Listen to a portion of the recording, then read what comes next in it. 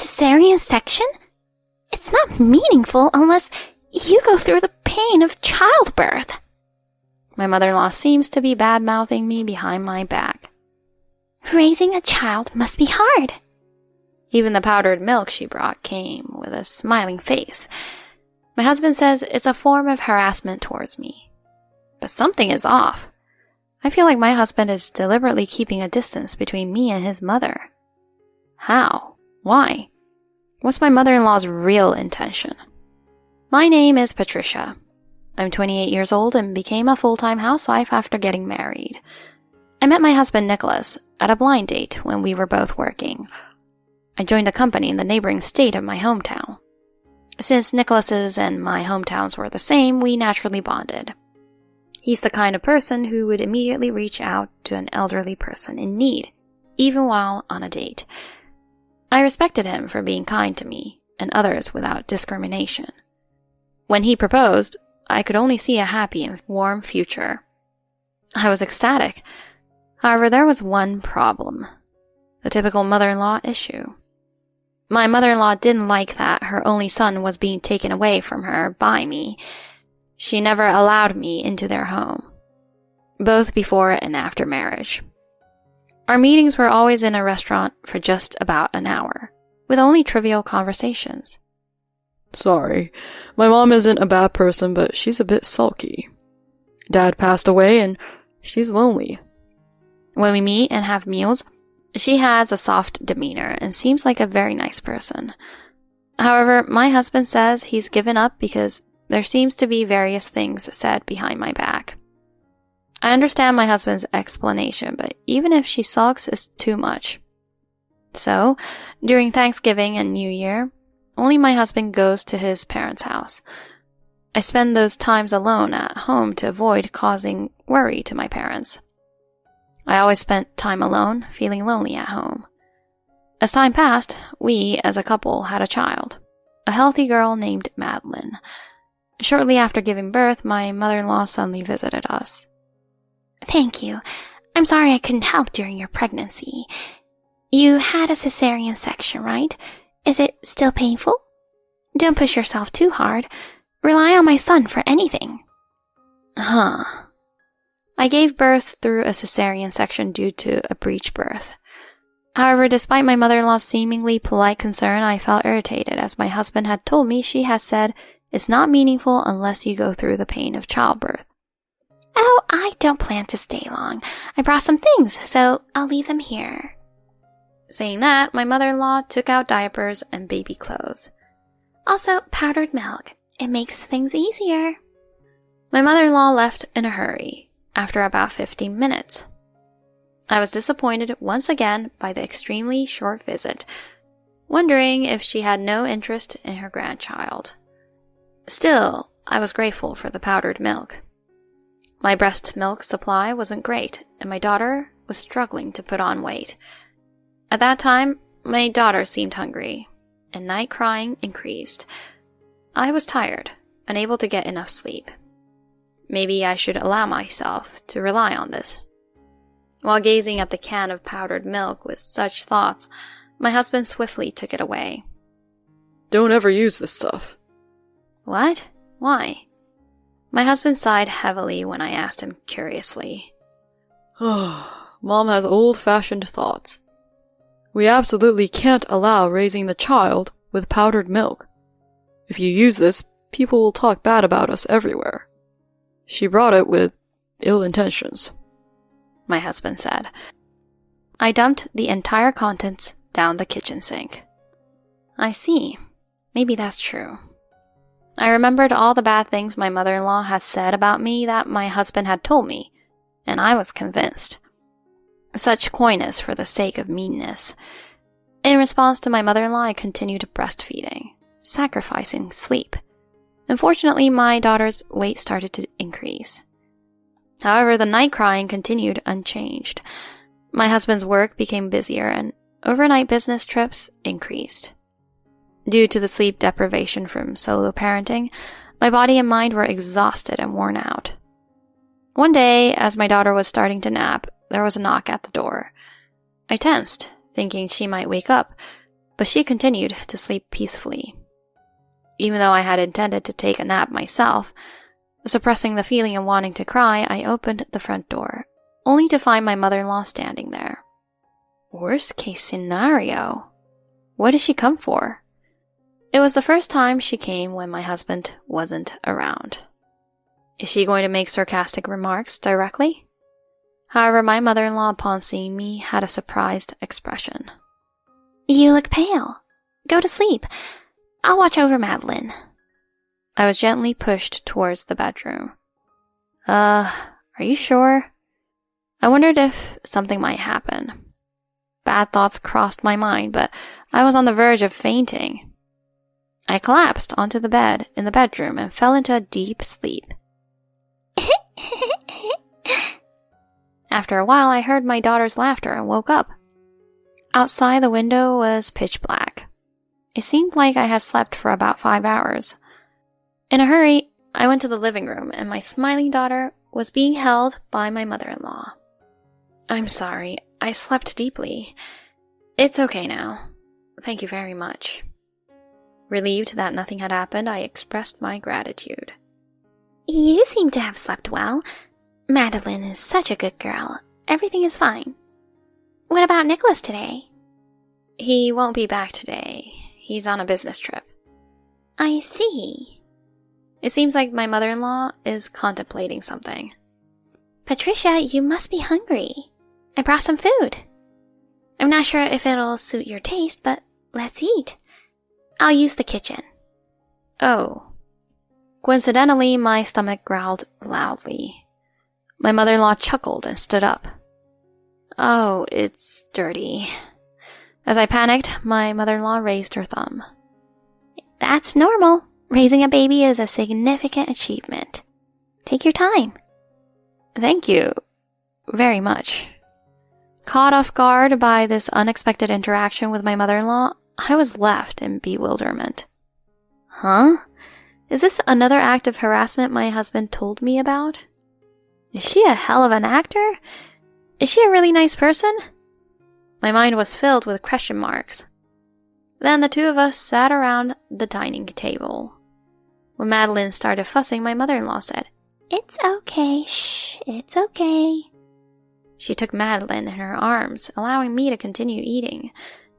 Eating a warm meal slowly like this. When was the last time? And the food was unexpectedly delicious. The words slipped out of my mouth. Upon hearing those words, my mother-in-law showed a relieved expression. I'm glad it suits your taste. I'm sorry for dropping by suddenly. You looked really tired, so I got worried. I hadn't posted anything on the child photo sharing app for about 2 weeks due to parenting fatigue. My mother-in-law noticed and came over out of concern. No matter how many times I ask Nicholas, he always says, It's okay, you don't need to come, and that you dislike me. Oh, I'm sorry, She realized she'd slipped up with her words, and I was surprised. Huh? What do you mean? I've never said anything like that. On the contrary, I thought you didn't like me. We both looked at each other with wide eyes. We had talked so far, and there hadn't been anything unpleasant. Instead, it felt like chatting with my own mother, and I was relaxed. My mother-in-law wasn't the bad person my husband had described. What's going on? This misunderstanding had only one cause. My mother-in-law seemed to realize that too. Nicholas? At that moment, our daughter started crying, and her voice brought us back to reality. Oh, it's late. I have something to do tomorrow, so I'll leave for today. We parted ways today, in confusion, exchanged phone numbers. On another day, I visited my mother-in-law's house. I'm sorry for inviting you over for the first time. This might be because of my son. He said you didn't want me to come into the house. Huh? My mother-in-law let out a small scream. No. I've been telling him to bring you along. When I heard that you didn't want to come, it seems there was a big misunderstanding, thanks to my son. My mother-in-law looked sad as she sighed. My mother-in-law's house was a cute home with a white-based theme, perfectly matching my taste. As she led me into the living room, my eyes were drawn to a book placed in the corner of the room. It was a parenting magazine. My mother-in-law, noticing my reaction, seemed a little embarrassed. I'm sorry. I shouldn't have bought something like this for my grandchild. When I asked, I found out that my mother-in-law had been studying recent childcare trends. So she had a good understanding that using powdered milk was common now. In that magazine's feature story, it said that grandparents shouldn't frequently visit their daughter-in-law's child. It says that even if you go there, it's not a good idea to stay for a long time. Besides, my son told me you hated me. It's taken me a while to realize that. I'm sorry you had to go through so much pain. The apologetic look on my mother-in-law's face made my chest tighten. The hatchet in me disappears as my trust in my mother-in-law grows stronger. My suspicion and distrust of my husband grew stronger and stronger. My son is the only child we conceived after infertility treatment. Maybe I spoiled him too much. As I heard more and more stories, I've learned that he often claimed to be on a business trip, but actually stayed at his parents' house. He's been staying with his mother a lot lately. My mother-in-law sighed. We need to have a serious talk about my son. Saying this, she frowned. I had longed for a closer relationship with my husband and resented him for it. Why is all this happening? With suspicions about my husband in my heart, I returned home. On that day, my husband came home as usual. I'm back, and here is a souvenir. He handed me a souvenir from his business trip with a smile. You know, today Madeline did... Oh, sorry. I'm tired. He is a kind husband, but lately things have been like this. Even when I try to talk about our child, he doesn't seem interested. Before, I used to ignore it, saying, yes, you must be tired. But now, after resolving the misunderstanding with my mother-in-law, suspicions are piling up. Also, about your mother. I want to get along with her. At those words, my usually calm husband glared at me. Mom says she doesn't like you, right? Saying that, he went into the bath. Left alone in the living room, I couldn't shake the feeling that something was off. What is making you like this? I was at a point in my life when I was struggling to make sense of it all. Then my husband's phone, left on the table, beeped a notification. I usually don't pay attention, but today, I had a bad feeling and checked the screen. Let me know when you come this way again. A message with a heart mark was displayed. I felt dizzy. My husband's phone was easily unlocked with his birthday, and it revealed multiple exchanges with women. He was corresponding with several women, and I looked at their profiles to see what kind of women they might be. I noticed something. First, I took a screenshot of my husband's phone screen with my own phone. All right, time to consult with Mom. The following week, my husband said he had a business trip and went to work.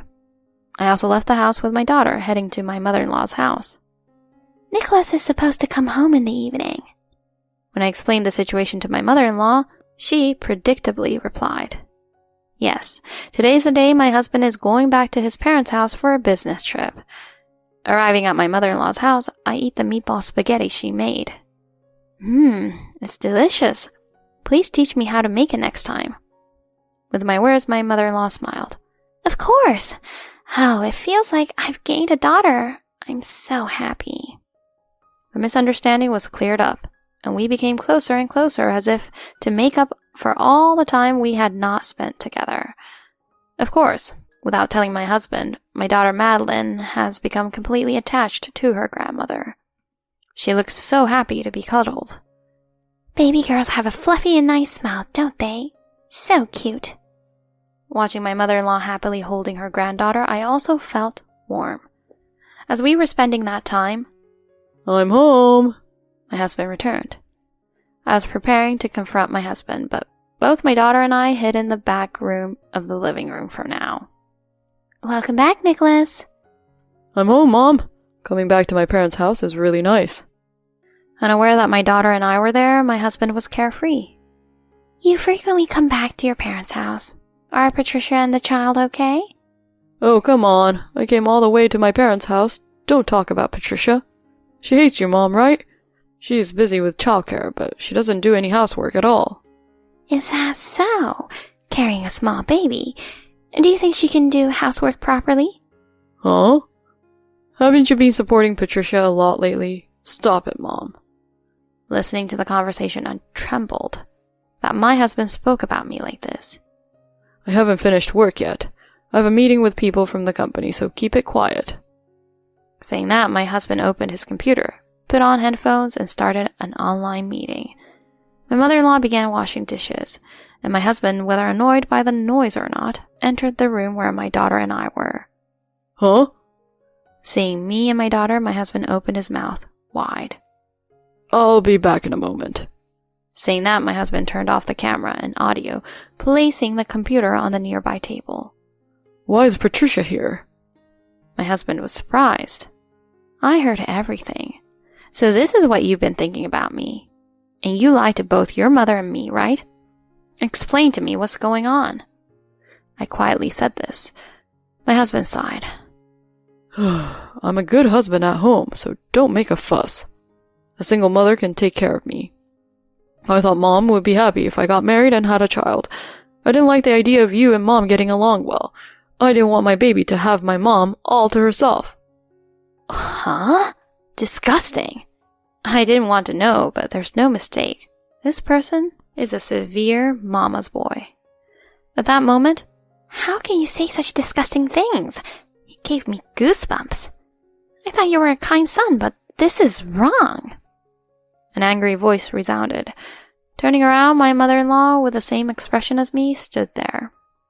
Mom, don't say such terrible things. Am I not enough for you, Mom? Aren't I a good son? And why is Patricia here? You've been sneaking around behind my back. My husband pleaded tearfully. I couldn't stop the chills. I have nothing left of this man. I showed her the screenshots of my husband's app that I had taken the other day. You've been doing some pretty lax things behind my back, haven't you? My husband's face turns pale. This is... Explain yourself, Nicholas. My mother-in-law sharply demanded. It's just that Mom has been cold lately.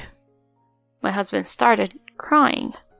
Displayed on the screen was a mature woman my husband had been in contact with on a dating app. The mama's boy, feeling neglected by his own mother, had sought comfort from mature women. It was too disgusting, and I wanted to say goodbye as soon as possible. Mom! Mom! My husband wailed, gradually losing composure. As I began to wonder how to settle the situation, an unbelievable scene caught my eye. Huh?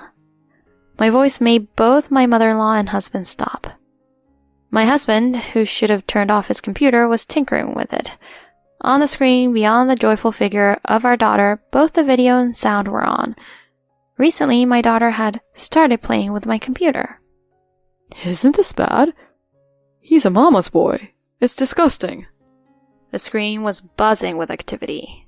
Upon checking, it seemed to be my husband's colleagues from the online meeting. His embarrassing actions were now exposed to the entire company. Well done, my daughter. I silently applauded in my mind. My husband hurriedly turned off the computer, but it was already too late. He slumped down on the spot, looking helpless. Prompted by my mother-in-law, I left the prepared divorce agreement on the table and left the house. Wait, divorce? My husband chased after me, but my father, who had come to pick me up, delivered a silent slap. Without looking back, I got into my father's car. Returning home for the first time in a while, I told my parents everything and rested.